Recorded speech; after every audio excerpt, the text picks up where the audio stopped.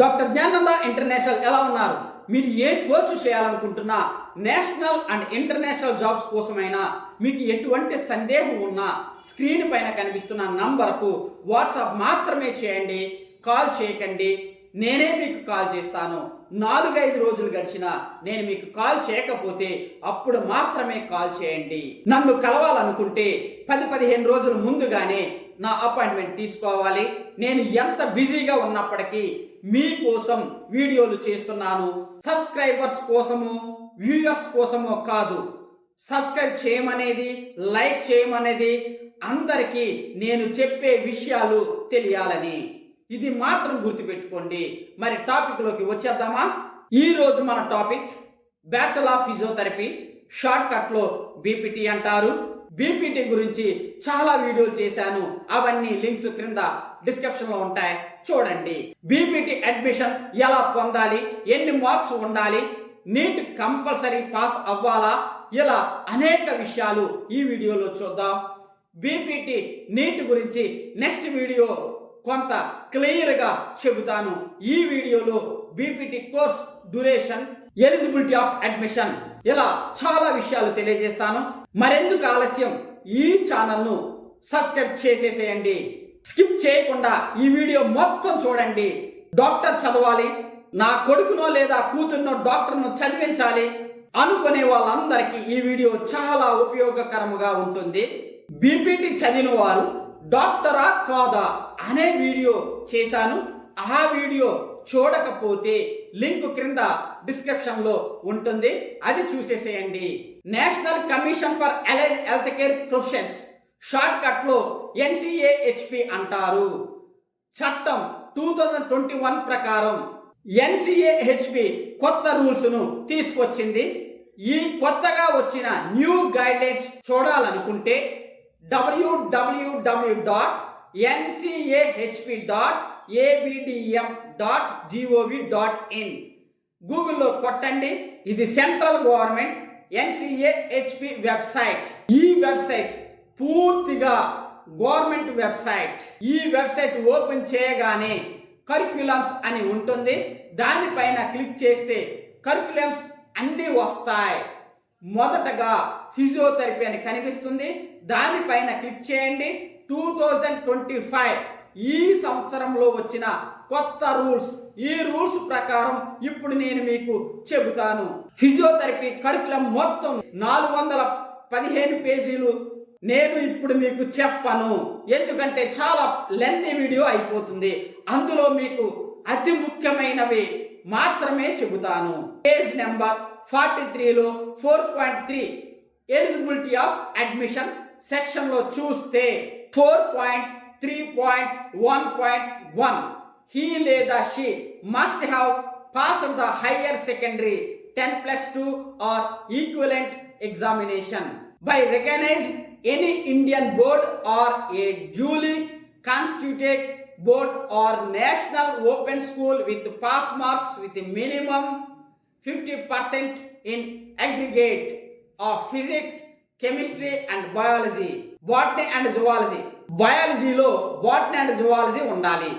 అంటే Indian board అవనివ్వండి, state board అవనివ్వండి, నేషనల్ ఓపెన్ స్కూల్ అవనివ్వండి, ఎనీ రికగ్నైజ్డ్ బోర్డ్ అవనివ్వండి, intermediate BiPC biology, botany, zoology, physics, chemistry minimum 50% marks వచ్చి ఉండాలి. ఇంటర్మీడియట్ బైపీసీలో 50% కన్నా తక్కువ మార్క్స్ వస్తే బీపీటీలో అడ్మిషన్ ఇవ్వరు. ఫస్ట్ ఇది గుర్తుపెట్టుకోండి.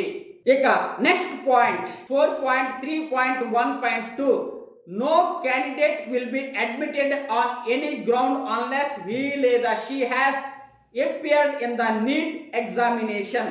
నీట్ అంటే national eligibility cum entrance test.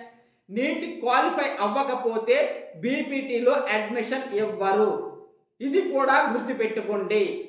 ఇక next point 4.3.1.3 admission to bachelor of physiotherapy programme shall be made on the basis of eligibility minimum 50% with physics, chemistry and biology and merit list based on 10+2 passing marks.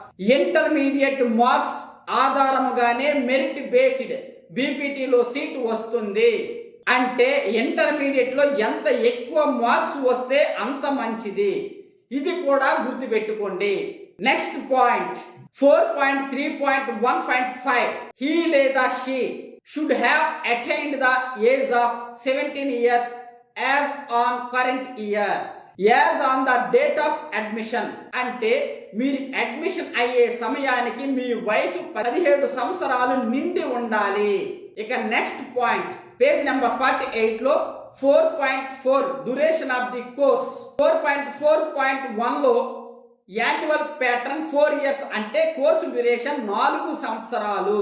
4.4.2 లో internship program 1 year full time rotatory internship program అంటే 1 year full time internship ఉంటుంది. అంటే total గా BPT bachelor of physiotherapy 5 years ఉంటుంది. ఇది మాత్రం గుర్తుపెట్టుకోండి. 4.5 medium of instruction. English shall be the medium of instruction for all the subjects of study and for examination of the course. అంటే course మొత్తం English మీడియంలో ఉంటుంది. 4.7 attendance minimum 75% attendance in theory subjects. అంటే theory classes కి మాత్రం 75% 75% attendance ఉండాలి. 75% కన్నా attendance తక్కువ ఉంటే ఎగ్జామ్స్ రాయనివ్వరు. ఇది మాత్రం గుర్తుపెట్టుకోండి. ప్రాక్టికల్స్ స్కిల్స్ ట్రైనింగ్ లో మాత్రం 85% అటెండెన్స్ ఉండాలి. అంటే ప్రాక్టికల్స్ లో 85% అటెండెన్స్ లేకపోతే ఫైనల్ ఎగ్జామ్స్ రాయనివ్వరు. అనారోగ్యం మొదలైన వాటితో సహా ఏ కారణం చేతనైనా ఈ నియమానికి ఎటువంటి సడలింపు అనుమతించబడదు.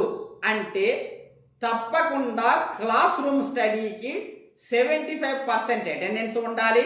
ప్రాక్టికల్స్ కు 85% అటెండెన్స్ ఉండాలి. ఎటువంటి కారణములు అనుమతించబడవు. ఇది గుర్తుపెట్టుకోండి. పేజ్ నెంబర్ 29 లో 3.2 recognition of title and qualification. 3.2.3 లో చూస్తే బ్యాచిలర్ ఆఫ్ ఫిజియోథెరపీ చదివిన వారు పేరుకు ముందు డాక్టర్ అని రాసుకొని పేరుకు తరువాత పిటి అని రాసుకోవాలి అని ఉంటుంది. దీని గురించి పూర్తిగా ఒక వీడియో చేశాను, లింక్ క్రింద డిస్క్రిప్షన్ లో ఉంటుంది. ఫిజియోథెరపీ చదివారంటే మీరు డాక్టర్ అయినట్టు. అన్ని సింపుల్ గా ఒకేసారి చెబుతాను. First point intermediate BiPC minimum 50% marks ఉండాలి. సెకండ్ పాయింట్ నీట్ తప్పనిసరిగా పాస్ అయి ఉండాలి. థర్డ్ పాయింట్ ఇంటర్మీడియట్ మార్క్స్ ఆధారంగా సీటు వస్తుంది. ఫోర్త్ పాయింట్ 17 సంవత్సరాలు నిండి ఉండాలి. Fifth point 4 years class room study, 1 year internship, మొత్తం 5 ఇయర్స్. సిక్స్త్ పాయింట్ అన్ని సబ్జెక్ట్స్ ఇంగ్లీష్ మీడియం లోనే ఎగ్జామ్స్ రాయాలి. సెవెంత్ పాయింట్ థియరీ క్లాసెస్ కు మాత్రం 75% అటెండెన్స్ ఉండాలి. ప్రాక్టికల్స్ కు మాత్రం 85% అటెండెన్స్ ఉండాలి. ఎయిత్ పాయింట్ ఈ కోర్సు చేసిన వారు అందరూ డాక్టర్సే. మీకు పూర్తిగా అర్థమైందని నేను అనుకుంటున్నాను. మరొక వీడియోలో కలుద్దాం. అంతవరకు stay tune with doctor Gyananda international and legal consultant.